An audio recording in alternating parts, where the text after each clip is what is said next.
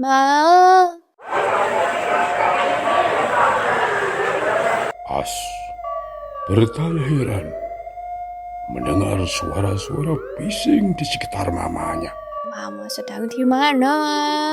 As, kamu sudah lihat surat di atas meja? Sudah, Ma. Apa maksudnya? Maafkan Mama, membuat kamu terlahir sebagai anak seorang komunis. Suara mama terdengar getir membuat hati As teriris ngilu. Maaf, Mama. Tidak seharusnya As membentak Mama seperti itu. Maaf, Mama. Suara As terdengar serak. Tidak sayang, Mama yang salah. Mama minta maaf. Kamu berhak memiliki hidup yang lebih baik sayang. Surat itu Mama rencananya ingin memberikannya di hari ulang tahun kamu, tapi sepertinya tidak akan sempat, Nat. Maksud Mama apa? Seru As. Perasaannya tidak enak. Itu akte kelahiran baru kamu, As. Mama menggantinya, walau perlu perjuangan. Kamu berhak hidup bebas, Nak. Tidak dengan dosa Mama sebagai seorang komunis dulu. Kamu bisa hidup bahagia, As.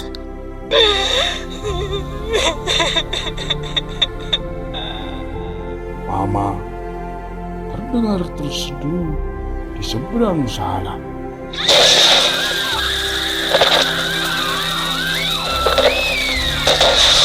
Diikuti dengan suara ricu di sekitar Mama. Maafkan Mama, As. Tidak bisa menjadi ibu yang baik. Mama selalu sibuk bekerja, melupakan kamu yang butuh perhatian. Maafkan Mama, tidak ada di situ saat teman-temanmu menyakitimu. Maafkan Mama yang tidak akan sempat melakukannya. Tapi kamu harus tahu, As, Mama sangat menyayangi kamu. Dan Papa juga menyayangi kamu. Kami berdua menyayangi putri kecil kami, As. Mama, Mama ada di mana sekarang? Tanya As lagi. Sangat khawatir. As, jika setelah ini Mama harus pergi, kamu harus bisa hidup mandiri ya sayang. Mama tahu anak Mama yang satu ini sangat kuat, sangat hebat. Kamu harus bisa jaga diri kamu ya, As. Bapak, kasih tahu Asma. Mama ada di mana?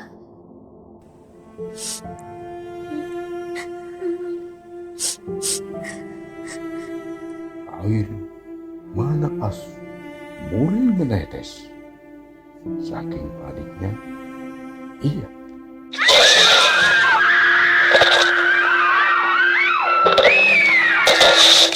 Suara-suara di sekitar Mama yang terdengar melalui telepon terdengar berteriak ketakutan.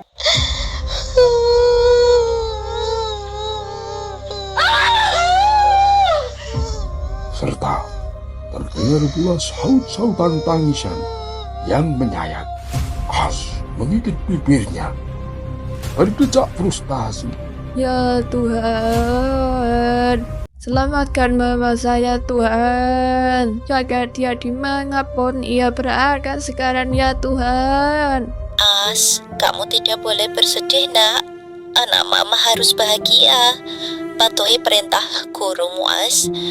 Hormati orang yang lebih tua. Rajin-rajin belajar.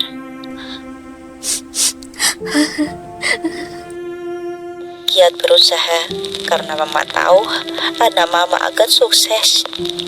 Kamu mau berjanji ya, Nak? Ya, Nak? Iya, Ma. Ucapnya menghapus air matanya yang sudah beberapa kali menetes. As janji, kalau Mama pergi, As akan tetap jadi anak yang berbakti. As janji, As akan rajin belajar, Ma. As akan jadi orang yang sukses, Ma. Sekarang Mama jawab, Aras, Mama di mana? Mama,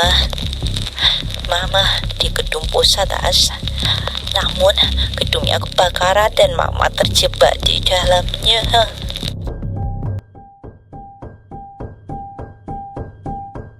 As bagai tersambar petir. Mendengarnya, Delil pun genggamnya terjatuh. Tangannya menggigil hebat. Tidak boleh. Tuhan, jangan ambil mamaku ya Tuhan. Tanpa pikir panjang, As meraih kembali teleponnya, membuka pintu rumah, dan berlari secepat yang ia bisa. Ia tidak ingin kehilangan orang-orang yang ia sayangi untuk yang kedua kalinya. Tidak, mamanya. As sayang. Ya, Ma. Tanya As dengan nafas yang tersengah-engah. Gedung pusat komunisme tidak begitu jauh dari rumahnya. As pasti bisa menyelamatkan mamanya. Mama sayang kamu, Nak. As juga sayang Mama. Seru As berusaha mengabaikan nafasnya yang sesak dan dadanya yang terasa berat.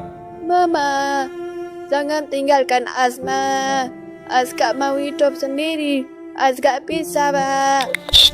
Mama tahu anak Mama selalu pisah. As akhirnya sampai di depan gedung itu.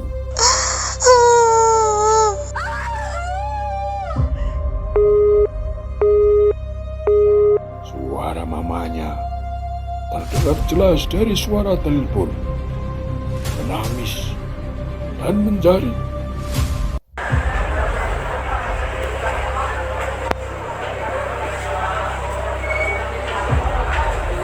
Orang-orang ramai berkerumun di depan gedung itu.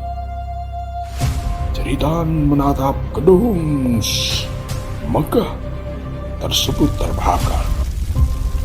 Tak lama setelah As tiba, menjerit panik, akhirnya gedung kebanggaan kota mereka itu runtuh dengan Mama As di dalamnya. Ruang kantor sejenak lengang.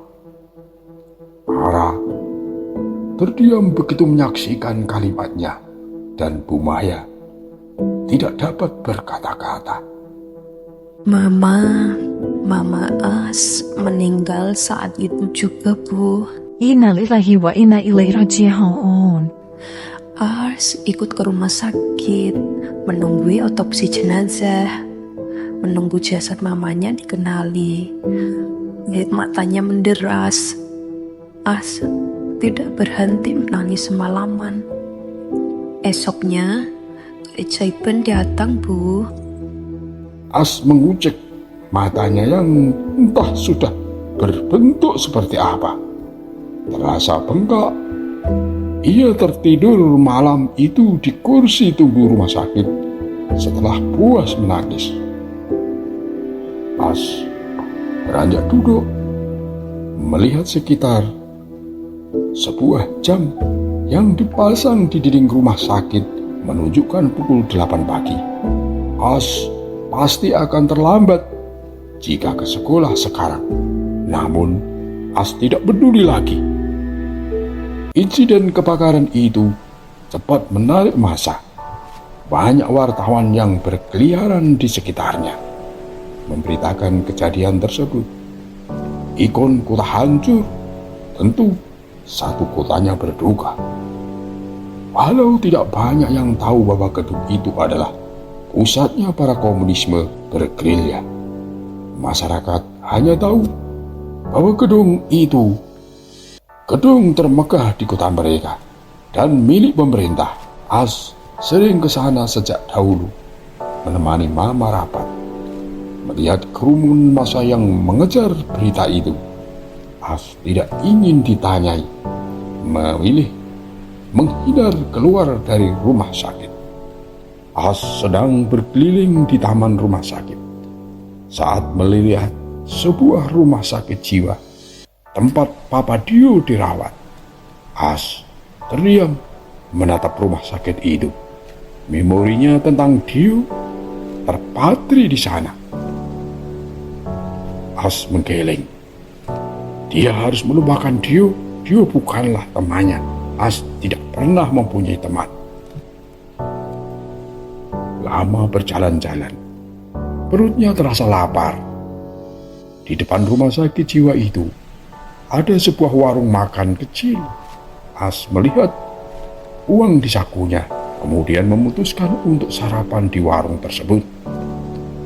Menunggu bubur ayamnya selesai, As menatapi sekitarnya, menikmati suasana pagi. Matahari tidak begitu terik dan angin pagi berhembus sejuk. As baru akan menikmati bubur hangatnya saat ujung matanya menangkap sosok yang begitu dikenalnya di sekolah. Masuki warung makan. Ada Tiara yang mendorong kursi roda seorang laki-laki yang tampak linglung. Tiara tersenyum hangat. Sangat berbeda dengan Tiara yang As kenal selama ini. Tiara tampak hangat, ramah dan bahagia. Saat As akan membalikkan pandangannya, matanya dan mata Tiara beradu pandang. Tiara yang menatap marah dan As dengan tatapan ketakutan. Oh tidak! Apakah As pernah bilang bahwa Tiara adalah ratu bully di sekolahnya? Banyak penyendiri yang diganggu oleh gadis itu. Tiara berbuat sesukanya dengan mereka. Sayangnya, tidak ada yang bisa melawan. Karena Papa Tiara adalah orang besar sekolah. Salah satu anggota yayasan sekolah. Papanya juga orang kaya, memiliki banyak cabang perusahaan real estate. Jadi, kepala sekolah dan wali murid tidak bisa berbuat banyak melihat diam ketika anaknya disakiti. As pernah diganggu sekali oleh anak itu. As ketika itu sedang mencuci tangan di wastafel sekolah. Saat Tiara dan teman-temannya masuk, langsung menjambai rambutnya. Tiara hanya menceloteh marah. Dayang-dayang yang menjabaki rambut As. As saat itu tidak bisa berteriak. Ia tahu jika ia berteriak, siksaan mereka tidak akan berakhir hari itu. Maka As hanya bisa pasrah dan membisu saat gerombolan itu menariknya ke bilik toilet, membenamkan kepalanya di dalam kloset. Dia juga hanya bisa menangis di dalam hati saat mereka menyeretnya ke gudang, menguncinya di sana, dan membiarkan As di sana untuk diselamatkan Pak Satpam.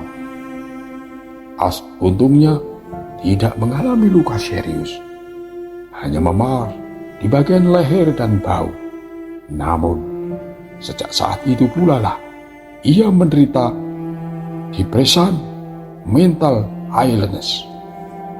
Kini, saat As kembali bertatapan dengan Tiara, sekujur tubuhnya terasa mendingin, jari-jarinya menjadi kaku, dan As merasakan nafasnya menjadi sesak.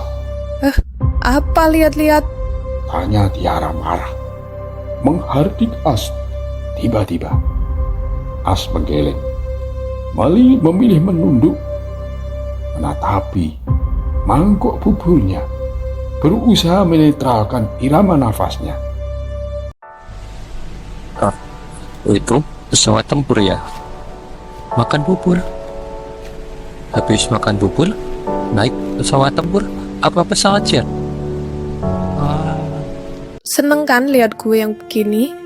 Puas kan? Lihat seorang Tiara, ratu bully sekolah, punya abang yang gila. As terpapar. As terpana melihat kemarahan Tiara, persis seperti dirinya, seperti As yang ngamuk kemarin sore. luka matanya, tangan yang bergetar, bibir yang menahan tangis.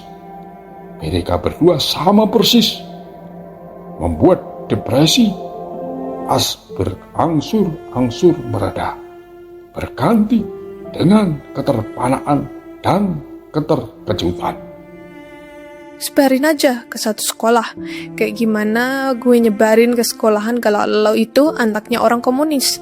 Sebarin aja, lo pasti sakit hati kan? As kembali terpana mendengar pengakuan Tiara yang sama sekali tidak ia sangka. Ia kira Dio yang melakukannya selama ini. Ia kira Dio yang mengkhianatinya. As terdiam. Penyesalan mendera hatinya. Berarti Dio jujur. Berarti As yang salah. Berarti Dio memang tidak pernah mengkhianatinya. Berarti Dio tidak mengkhianati As. Jadi, yang nyebarin itu... Iya, gue dengar percakapan lo sama Dio di rooftop. Gue yang nempelin foto lo di mading. Gue pelakunya. Tenggorokan As tersekap. Sejenak, seluruh penyesalan itu menyelimuti pikirannya. Karena keegoisannya, As kini kehilangan dua orang yang disayanginya. As mengangkat kepalanya, bertanya lemah kepada orang yang menyebabkan kehilangan itu. Kenapa, Tir? Tiara mendengus, tertawa marah. Kenapa? Lo tanya kenapa? Karena gue iri sama lo. Gue iri dengan hidup lo yang tenang-tenang aja. Gue benci dengan kalian semua yang hidupnya sempurna. Gue benci harus punya kehidupan kayak gini. Gue capek. Tiara terseduh saat itu juga, mengabaikan keadaan warung yang menghening. Semua kemarahannya tumpah ruah. As kembali mematung, menahan tangis. Tapi Tir, Tiara berbalik, menghapus air matanya, meninggalkan abangnya sendirian di warung makan. Tiara butuh sendiri sekarang juga menyeberangi jalan, berniat menuju taman rumah sakit, tempat jenayah Mama As diautopsi. Tiara tidak melihat 100 meter dari tempatnya berjalan, sebuah truk membawa minyak datang. Dalam keadaan remblong, As menyaksikannya dan ia terlalu terlambat untuk meneriakinya. As berlari, menarik lengan Tiara sebelum mobil itu sempat menyerempetnya. Mereka berguling-guling di trotoar.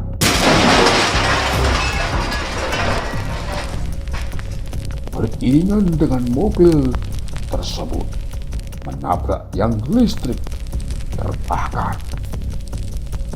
Nafas mereka terengah-engah. As yang baru saja menyelamatkan seorang dan Tiara yang baru saja diselamatkan seseorang. Tiara menoleh melihat As yang memejamkan matanya. Seketika itu juga ia menyesal melihat As di sampingnya yang baru saja dicaci, yang telah lama ia lukai, malah membantunya menyelamatkan nyawanya, membuat Tiara merasa orang paling berdosa. Kenapa lo nolongin gue? Kenapa gak biarin gue mati aja? Tanyanya lirih. As menoleh tersenyum. karena aku lihat diriku di dalam kamu. Aku lihat seseorang yang rapuh dan dia patut ditolong. Ucap As dengan nafas yang terputus-putus. Matanya kemudian mengarah ke abang Tiara.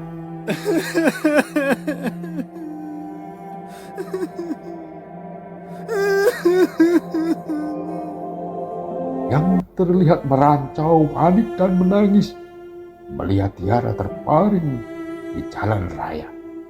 As kemudian tersenyum bersyukur. Dan kamu memiliki banyak orang yang sayang sama kamu, Tiara. Kamu gak boleh pergi meninggalkan mereka. Mereka akan menangis. Itu jahat tahu.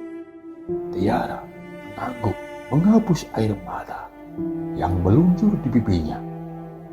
Sebelum As kembali bersuara. Aku gak akan ngetawain kamu, oke? Dan makasih sudah nyebarin rahasiaku di sekolah. Tiara menyelingit, bingung masih dengan posisi terbaring di trotoar. Tiara bertanya dengan suara serak. Kenapa? Karena sekarang aku punya kesempatan nyelamatin musuhku. Aku punya kesempatan untuk tidak kehilangan seseorang lagi. As tersenyum, menggenggam tangan Tiara. Mereka saling tatap, kemudian tersenyum. Keajaiban memang ada.